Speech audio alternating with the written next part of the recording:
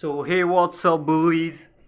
It's me back, है अनि त्यसपछि today I am talking about work ethics. What is work ethics? Work ethics भनेको आफ्नो काम गर्ने रुल्स रेगुलेसन अनि आफ्नो तरिका हुन्छ है. मतलब एकजना ग्रेट मान्छेले के भनेको थियो भन्दाखेरि जस्तै आज बेलुका सुत्यो होइन, अनि भोलि बिहान उठ्यो त. भोलि बिहान उठ्दाखेरि चाहिँ म डग भयो अरे कि एक्कासी, मेरो बडी डगको भयो अरे कि.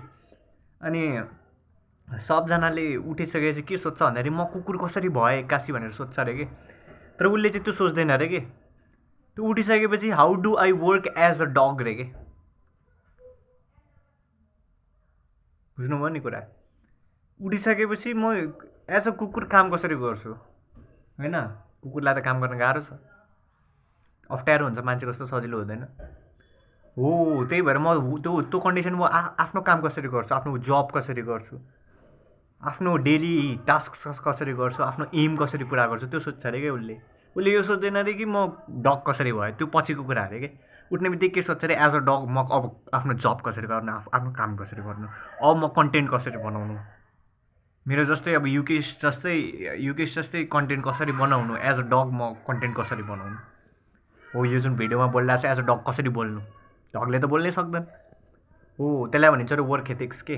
I only see my goals, I don't believe in failure. Goals मात्र देख्ने कि, आफ्नो गोल्स मात्र देख्ने कि, अरू केही कुरा नदेख्ने. That's called a blind person. त्यसलाई भनिन्छ a great work ethics like Cristiano Ronaldo. अलिक धेरै बोले यार, कपाल लामो भइसक्यो यार. कपाल काटौँ भनेको काट्दिनँ यार. पछाडि अब यत्रो लामो हुन्छ तोर बान्ने हो है. अनि त्यसपछि त अरा नै डबल हुन्छ, अरा 9999++. Let's go. आजको लागि यति. जो च्यानलमा नयाँ हुनुहुन्छ लाइक एन्ड सब. यसलाई भनिन्छ work ethics. Work ethics, how do I work like this as a dog, how do I work as a dog. I will never think that how did I became dog.